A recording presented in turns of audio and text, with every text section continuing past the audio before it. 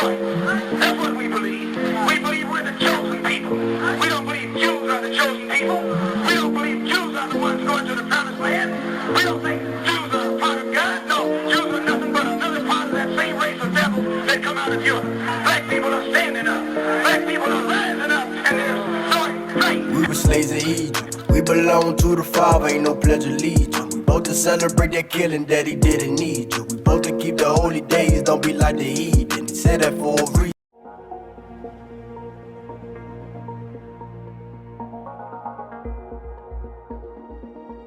In the bustling city of Detroit, Michigan, during the summer of 1930, a momentous event took place that would forever change the course of African American history.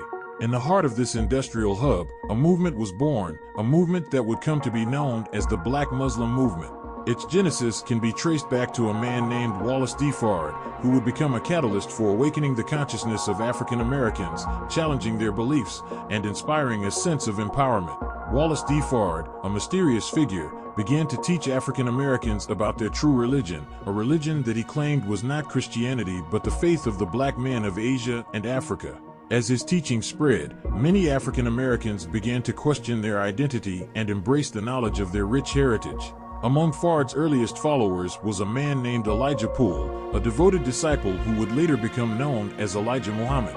Under Fard's tutelage, each convert was required to shed their slave names, symbolic of their past oppression, and adopt an original Islamic name.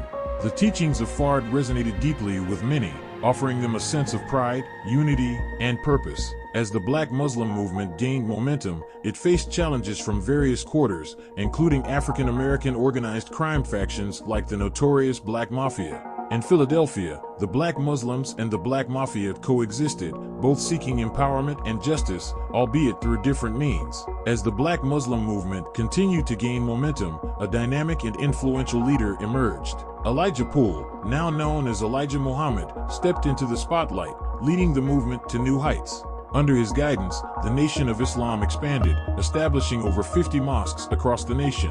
But with success came challenges, and the Black Muslims found themselves entangled with the notorious Black Mafia, leading to unexpected consequences. From his Chicago headquarters, Elijah Muhammad steered the Black Muslim movement, establishing a vast network of mosques and business operations.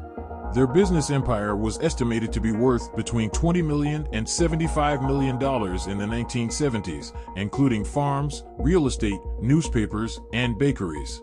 Despite their significant successes, the Black Muslims were seen by many as an African American protest group, standing up for justice and fair play, but in a way that differed from organizations like the NAACP.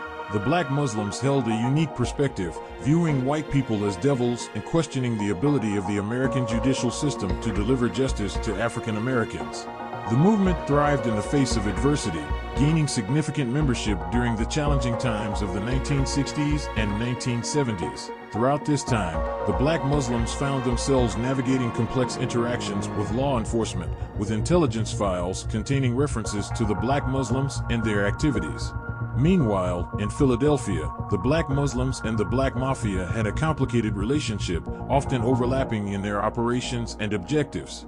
Jeremiah Shabazz, a prominent figure within the Philadelphia Mosque No. 12, played a pivotal role, recruiting iconic boxing legend Muhammad Ali into the Nation of Islam.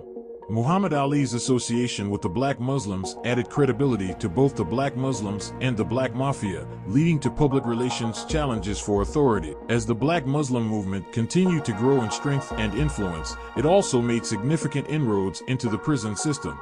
Prisons became a crucial territory for the Black Muslims, offering protection and opportunities for recruitment.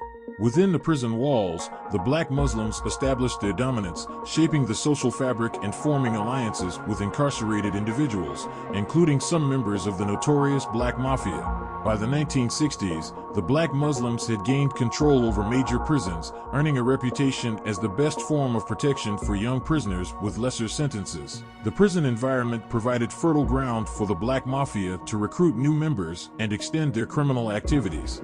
Most of the Black Mafia prison leaders were lifers, engaging in acts of violence and other nonconformist activities without fear of consequences. The Black Mafia's alliance with the Black Muslims presented unique challenges for authorities, as the Black Muslim mosques provided a shield against search warrants due to their status as places of worship. The Black Muslim movement also became a resource hub for the Black Mafia. They were able to hide wanted criminals within the national chain of mosques, leveraging religious protection. So when they're talking Muslim Christian, they're talking politics, war, and economics. They're not talking some worship of God, Jesus, Allah, Moses, Muhammad, Yahweh. No, they're not. That's for the masses. That keep the masses busy and out of the hair of the rulers. That's why the masses keep losing.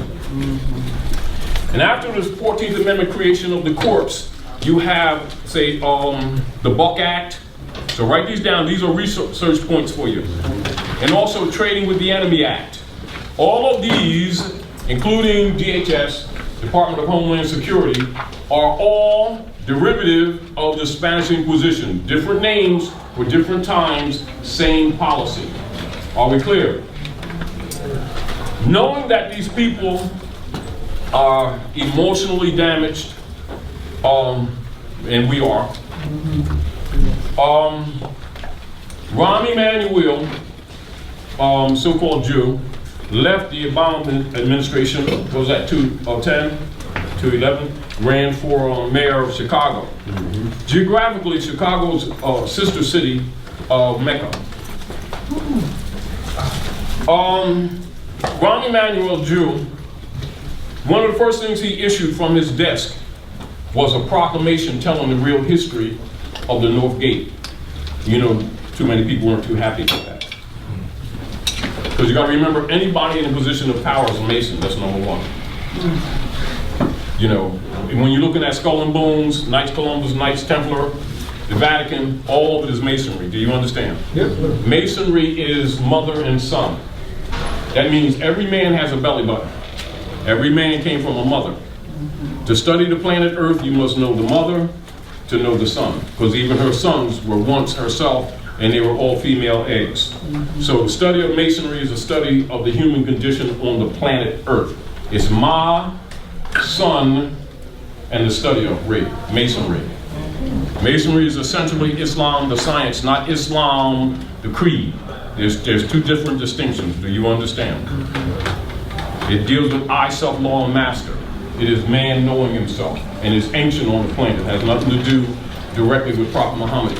Do you understand? He's the founder of the reuniting of Islam. Do you understand?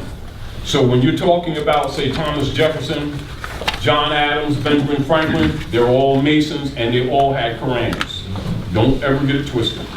But they don't look at it the way the masses look at it. They look at it as a science book of Earth. Are we clear? And one thing about all your so-called leader guys, they got Qurans, Uwaspi, the Vedas, the Magian Law, Torah, Tanakh, Septuaginta, Book of the Dead, etc. And the priesthood knows that different books were for different lords of the days. But for the masses, they get one book and tell them that's for the Lord. And they're divided against each other, and they cut each other's throats in the name of love. My God is better than your God. He wears better sneaks than yours, God. And they start killing each other and talk about love. Biggest hypocrites the world has ever known. So when somebody comes talking about they're believers, duck. Because they get ready to hit you with a left. And they really get mad at you if you don't give Reverend Jones $5 for Jesus has had that he's going to take Susie to the Bahamas with next year. And he always does it. But, you know, some adults have the mentality of children. But thankfully, according to divine laws of nature, the generations that are coming up now are not buying into it. Even though they love us, they're not buying into it. What we have to do is, so that they don't get corrupted, is just give them some truth to work with. Right. Because if you don't give them some directed truth, it will go into a negative. And that's not good at all.